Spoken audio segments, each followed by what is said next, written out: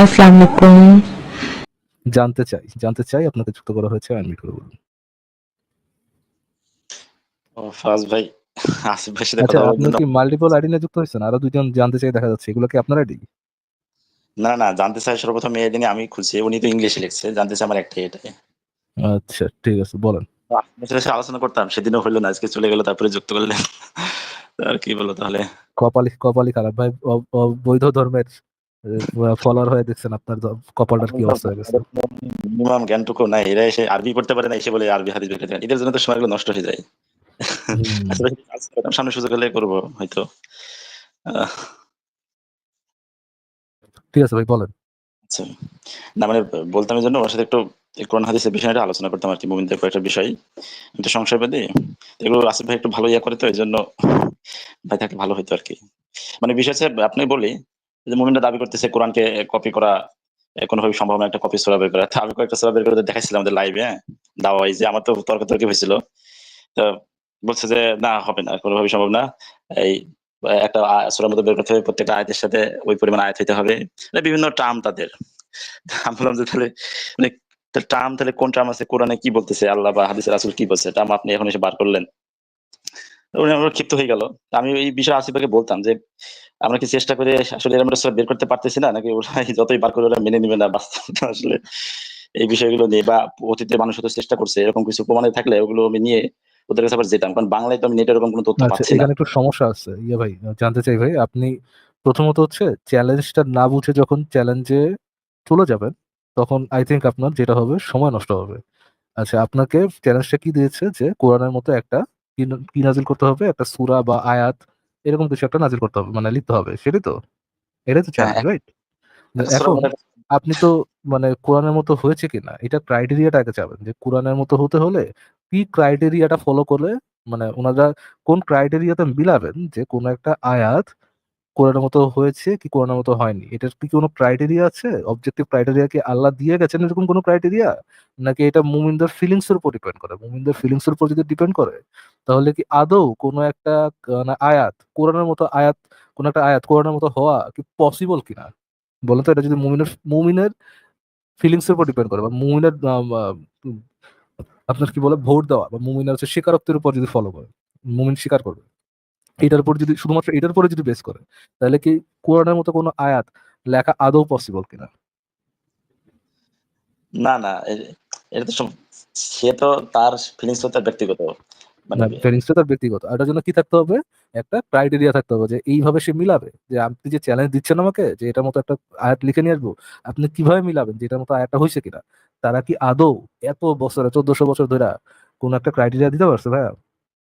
এখানে বিষয় এইটা আমি তুলে ধরছিলাম যে প্রথম কথা, আল্লাহ কোরআনে কোনো ক্রাইটেরিয়া বলে না, একটা পয়েন্টে বলে না, জাস্ট এটা সূরা ভালো পয়েন্ট। নাম। আল্লাহ যদি কোরআনে কোনো ক্রাইটেরিয়া না বলে, আর এই চ্যালেঞ্জ যদি আল্লাহ থেকে আসে, মুহাম্মদ থেকে না বা তাদের থেকে না, আল্লাহ থেকে আসে, তাহলে ক্রাইটেরিয়া দেওয়ার মানে রাইটটা কার?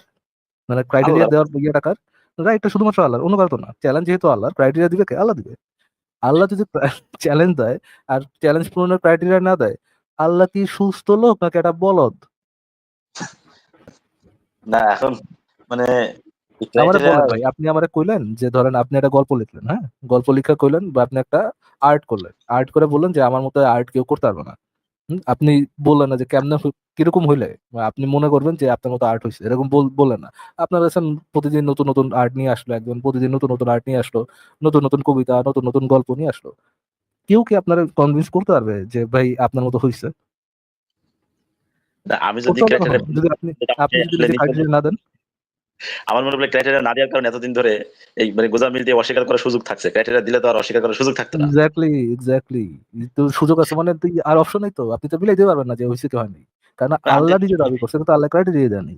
আমি ভাবি যে প্রফেট তো ভাই খুব ঠান্ডা মাথার খেলোয়াড় ছিল, আপনি চিন্তা করেন, জাস্ট এক বাক্যে আর বলে ঠান্ডা গেছে মাথার যে খেলোয়াড় না ভাই, দেখ, আমি ঠান্ডা মাথার খেলোয়াড় আপনি বলতে পারেন নাই সেই। বা ইদার বা এভারেজ বুদ্ধিমত্তা সম্পন্ন, ইদার নিজেও এভারেজ বলদ ছিল, আর বাকিগুলো ছিল আরো বড় লেভেলের সুনাহাগা বলদ। বুঝছেন? মানে ব্রেইন দিয়ে চিন্তা করতো না। চিন্তা করতো হচ্ছে গিয়ে নিচের নুনটু দিয়ে চিন্তা করতো যে কি করতে হবে, জিহাদ করতে হবে, গনিমতের মাল লুট দিতে হবে, তাহলে হচ্ছে গিয়ে রেপ করতে পারবো। এইগুলো হচ্ছে তার মানে মেইন ফলোয়ার। এই হুম, জঙ্গির বাচ্চা জঙ্গিরা তো আপনার ব্রেইন দিয়ে খুব বেশি চিন্তা করে না। কারণ বিশেষ করে ভাই এখনই আধুনিক যুগে এসে ক্রাইটেরিয়া বার করছে, বুঝছেন? ওরা একটা বই লিখছে, আমাকে ইংরেজিতে পড়তে বলতেছিল। তো আমি বললাম যে ভাই ওই সাহিত্য মানের সে বোঝার মতো ইংরেজি আমি জানি না, হয়তো বা বেসিক গুলো বুঝি, এমনি এটা নিউজ পড়লে বুঝতে পারি এতটুকুই। বাট ওইভাবে ওই ভাষায় অনেক শব্দ জটিল আছে। ওরা একটা ক্রাইটেরিয়া, আমি ওকে বললাম যে ভাই কোরআন আসে 1400 বছর আগে, আর কোন সূরার অনুভূতি আপনি 1400 বছর পরে এসে একটা বই লিখতেছেন ক্রাইটেরিয়া অনুযায়ী, ঠিক আছে? আমাকে বলছে আপনি কি তর্ক করতে আসছেন? আমরা তর্ক আমি সত্য জানতে চাই। না, আপনি তো সত্য জানতে আসেন নাই। তো আপনি জিজ্ঞেস করবেন যে ভাই সে যে ক্রাইটেরিয়াটা বললো, আল্লাহ যে ওই ক্রাইটেরিয়ার কথাই বলেছে, সে শিওর হলো কিভাবে? আল্লাহ যদি জানে না দেয়, আল্লাহ তো তার পাশে তো ওহি ঢুকায়নি, তাই না? আল্লাহর সাথে তো তার কোনো কানেকশন নেই, আছে না, কি? এখন ইসলাম বাঁচানোর জন্য হয়তো আল্লাহ ওদেরকে পাঠাইছে, হইতেও পারে। না না না, আল- আল্লাহ তো মানে প্রফেট ছাড়া, মানে শিশুর সাথে শপথকারী নবী ছাড়া কারোর সাথে তো মানে সরাসরি যোগাযোগ করে নাই, করছে কি? কোনোভাবেই সম্ভব না। হ্যাঁ। করে নাই। যদি না করে থাকে তাহলে সে কেমনে জানলো যে আল্লাহ কি কি ক্রাইটেরিয়ার কথা বলছে?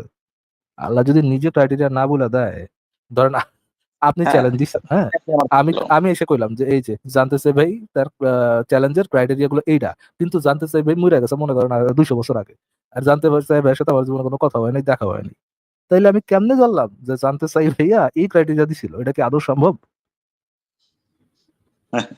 এইটাই তো আসলে কথা, হ্যাঁ। আর এখন তারা যে সমস্ত ক্রাইটেরিয়া দিচ্ছে, ক্রাইটেরিয়া তো শেষ নাই। কালকে যখন আপনি একটা সূরা লিখবেন, দেখবেন যে আবার আরেকটা ক্রাইটেরিয়া নিয়ে বই লিখবে। মানে এই যে একটা জিনিস চলতেই থাকবে, এটা মানে বাস্তবতা তো বুঝতে পারতেছি আমি। তো বলবেন না এই সেটাই ক্রাইটেরিয়া অনুযায়ী সেটাই। একজন বলতেছে, একটা সূরা দেখলাম ইউটিউবে, আমি মানে ঘাটাঘাটি করলাম, বাংলাতে পাওয়া যাচ্ছে না, ইংরেজিতে খুব একটা পাওয়া যাচ্ছে না। তো দেখলাম কয়েকটা সূরা আছে, বিশেষ করে করোনা ভাইরাস একটা সূরা আছে, আরো কয়েকটা সূরা আছে। তো ওইখানে এসে কয়েকজন হুম। কমেন্ট করতেছে, বলছে কোনো ইয়া নাই, গ্রামারের ভুল আছে, এটা সে আমার মনে হয় ও কোরআন শরীফ রিডিংও পড়তে পারে না। গ্রামারের ভুল থাকলে কোরআনের মতো হইতে পারবে না, এটা সে কেমনে জানলো? সেটা তো কথা। আর আরো একটা বিষয় হচ্ছে যে কোরআনে তো অনেক গ্রামারে ভুল ছিল, যেটা পরবর্তীতে মানুষ বালাগাত তালাক দিয়ে সংশোধন করছে। তাহলে আমরা একটা সূরা ইসলাম কোরআনের মতো যদি ভুল থাকে, তাহলে আমার পরবর্তী প্রজন্ম এটাকে সংশোধন করবে। তাহলে তো কোরআনের হুম। মতো হইল, নিশ্চিত তো কোরআনের মতো হুম। হইল না। আচ্ছা ঠিক আছে ভাই, থ্যাংক ইউ। জানতে চাই ভাই, হ্যাঁ, একই কথাই রিপিট হচ্ছে আর কি। ঠিক আমি আছে, একটা থ্যাংক বিষয় ইউ যে ভাই। জি। ভাই শোনেন ফারাজ ভাই, সেটা হচ্ছে মানে কিছু তথ্য যে অনেক মানুষ চেষ্টা করছে এরকম কিছু সূরা, এটা কোনো ডকুমেন্ট যদি দিতে পারতেন না, ওইগুলো একটু ঘাটাঘাটি করতাম। এইজন্য আমার বলা আরকি, হ্যাঁ। আপনি আ অনলাইনে সূরা লাইক দিস লিখে সার্চ করেন, তাহলে মনে একটা ওয়েবসাইট পাবেন। ওই ওয়েবসাইটে এরকম বেশ কটা সূরা আমার জানা মতে আছে আর কি। নাম হচ্ছে সূরা লাইক দিস, লিখে গুগল সার্চ করেন, আপনি একটা ওয়েবসাইট পেয়ে যাবেন। আচ্ছা ধন্যবাদ ভাই। ঠিক আছে, ধন্যবাদ। ওকে, আচ্ছা। Take care. টেক কেয়ার জানতে চাই ভাইয়া, তাহলে ভালো থাকেন।